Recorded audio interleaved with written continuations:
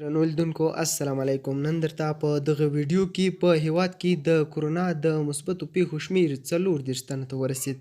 د عامې روغتیا وزارت ډاکټر فیروز الدین فیروز وایي چې په تیرو 24 ساعتونو کې د کورونا 92 مشکوکې پیښې څېړل دي چې له دې ډلې 10 یې مثبتې وي. په دې توګه د کورونا د مثبتو پیښو شمیر 34 تنو ته رسیدلی دی. د فیروز په خبره درې نورې مثبتې پیښې په هرات، 2 په زابل، یوه په کندهار، بلخ او غزني کې او 2 پیښې په کابل کې ثبت شوي دي. د عامې روغتیا وزیر دغه راز له وسلوالو طالبانو هم غوښتي چې په خپلو سیمو کې د کورونا وایرس د پراختیا مخه ونیسي او روغتیایي کارکوونکو ته اجازه ورکړي چې خپل خدمات وکړي.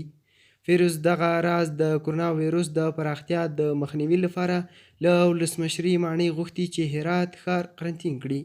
هغه همداراز وویل چې په کابل ښار کې خطر تر هر څه لوړ دی او د کابل ښاریانو ته یې خبرداری ورکړ چې که احتیاط ونه کړي نو ښایي په راتلونکي د 2 اونیو کې د مثبتو پیښو شمیر ډیر شي.